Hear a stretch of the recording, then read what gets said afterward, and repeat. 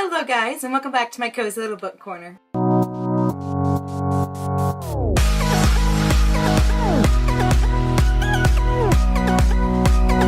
So for the first time ever this month, I watched the 1986 movie Labyrinth. And guys, I absolutely love that movie. It is now one of my favoriteest things ever.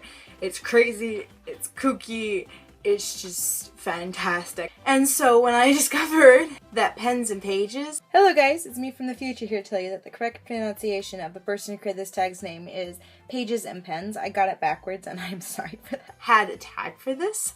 I needed to do it. There was it wasn't even an option. I had to do this. I mean, it's one of my favorite things mixed with one of my favorite things. The Labyrinth mixed with books. I mean, what could be better? Nothing. That's the answer. Nothing. So, today I'm going to be doing the Labyrinth book tag. The first question is Sarah, a protagonist who found their own strength without a love interest. And for this one, I'm going with Alice from Furthermore by Tahirah Mafi. Tahirah Mafi. I just butchered that a bazillion times. I can't get it right. I'm not going to try again. Well, in this book, she definitely does have people helping her, but the majority of it is her discovering her own worth and making her way with her friends' help, but without loving. Question 2 is Hoggle, character you weren't sure if you should love or hate at first. For this question, I'm going with Galen from the Rages Apprentice series. For some reason, I don't know why, but when they first introduced him, for some reason I just didn't trust him. I didn't like him. I didn't think that he was going to be a good guy. And now he is one of my favorite characters from this series. He is such a good... The third question is Ludo, a character almost too innocent to be real. And for this one, I'm going with Dorothy from The Wizard of Oz.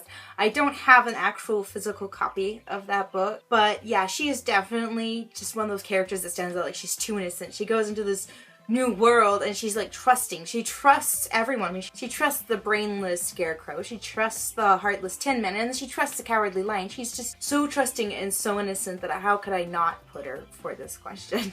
Question 4 is Third Dynamis, a character so clueless that you either love or hate them. For this one, I'm going with Mr. Bingley from Pride and Prejudice by Jane Austen. Now, Mr. Bingley, he's such a goober, such an airheaded moron sometimes. He's more of a goober than a clueless person, but I think that at times he can be very clueless. Question 5 is Jareth, a villain you can't help but love. And for this one, I'm kind of cheating because I'm going with Beast from Beauty and the Beast. Now, I know that he's really the good guy and he's like the prince and all this, but really, if you think about it, he is a bad guy because he kidnapped Belle's father. He holds him prisoner until she comes and then she trades places with her father.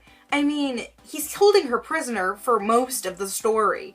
I know that in the end he does change and that everything, happens happily ever after, but he definitely is a villain for at least the first half of the story. Question 6 is Fire Dancers. An annoying secondary character, and I have to agree those fire dancers were really annoying. It was the only part in the entire movie that I did not like. And for this question, Pages and Pens stole the answer I immediately thought of, but I just can't really find a secondary character that I hate more than this character, or that I really hate at all. So for this one, I'm gonna have to go with Gale from The Hunger Games.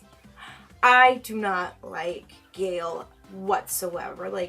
He is one of the most annoying characters. I know this is a very unpopular opinion, but I just found him to be very annoying, whiny, and just kind of selfish and butt-headed. Oh, so frustrating. Every time I think about him, it's just why do you exist? if he was a real person, I would punch him in the face and then throat punch him, just for good measure. Question 7 is Labyrinth, a book with a plot twist or plot twists that you didn't see coming. For this one, I'm going with The Eyes of Minds by James Dashner. Now, this entire series has plot twists, but it was really this book that I didn't see them coming. Blew my mind. I don't know why I didn't see it coming. I guess I kind of should have. I mean, it's not like it's obvious, but it kind of can be. Such a good plot twist. The other ones after this plot twist, the other plot twists in the series were kind of a letdown, but yeah, this plot twist was definitely mind-blowing. Question 8 is The Bog of Eternal Stand. What trope or writing style will immediately immediately make you drop the book and walk away. And for this one, I'm gonna have to go with over-explaining things to the point where I could build this thing. It leaves nothing to the imagination. It just over-explains. For example, I have